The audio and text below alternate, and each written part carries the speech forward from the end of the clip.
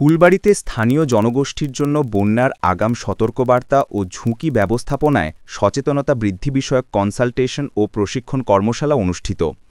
আমাদের ফুলবাড়ী কুড়িগ্রাম প্রতিনিধি মুস্তাফিজার রহমান জাহাঙ্গীরের রিপোর্টে রবিবার ২ নভেম্বর সকাল ১০টায় কুড়িগ্রামের ফুলবাড়ী উপজেলা পরিষদ সভাকক্ষে উপজেলা নির্বাহী অফিসার রেহুনুমা তারান্নুমের সভাপতিত্বে দুর্যোগ ব্যবস্থাপনা অধিদপ্তর, দুর্যোগ ব্যবস্থাপনা ও ত্রাণ মন্ত্রণালয়ের আয়োজনে ইফাদ ও রাইমসের সহযোগিতায় স্থানীয় জনগোষ্ঠীর জন্য বন্যার আগাম সতর্কবার্তা ও ঝুঁকি ব্যবস্থাপনায় সচেতনতা বৃদ্ধি বিষয়ক কনসালটেশন ও প্রশিক্ষণ কর্মশালা অনুষ্ঠিত হয়েছে। এতে প্রধান অতিথি হিসেবে উপস্থিত থেকে দুর্যোগ বিষয়ে বক্তব্য রাখেন দুর্যোগ ব্যবস্থাপনা অধিদপ্তর ঢাকা প্রভাতী প্রকল্পের পরিচালক MIMO সমন্বয়ক নেতাই দে সরকার।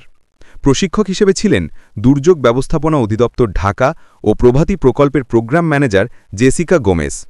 এ সময় উপস্থিত ছিলেন উপজেলা প্রকল্প বাস্তবায়ন কর্মকর্তা সিরাজউদ্দৌলা, উপজেলা মৎস্য অফিসার হাফিজুর রহমান, উপজেলা প্রাণী সম্পদ দপ্তরের veterinary surgeon doctor Mohammad Maudud Hasan, Shimulbari union পরিষদের chairman Shariful Alam Sohel, Islamic Relief বাংলাদেশের সুপ্রিম এশিয়া প্রকল্পের প্রকল্প কর্মকর্তা আরশাদ আনিসুর রহমান, বড় মিটা ইউনিয়নের প্রশাসনিক কর্মকর্তা বাবুর হোসেন, শিমুলবাড়ী ইউনিয়নের প্রশাসনিক কর্মকর্তা বেলার হোসেন সহ আরও অনেকে।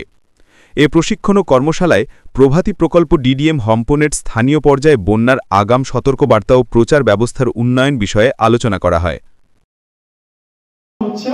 আমরা চেষ্টা করেছি প্রথমত যে আমরা যদি এটা বলতে পারি যে পানি কোথায় যাবে, পানি এই বিপদ সীমার এত উপর দিয়ে গেলে সেটা আমরা মানচিত্র যাতে দেখতে পাই, তার মানে এটাকে আমরা বলছি ইনান্ডেশন ফোরকাস্টিং আছে সেগুলো।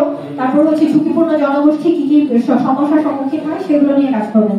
গ্রুপ 2 হচ্ছে অর্থনৈতিক ক্ষয়ক্ষতি, ফসল হানি, তারপর হচ্ছে গবাদি পশু পাখি চাষের মাছ এগুলোর ক্ষয়ক্ষতি।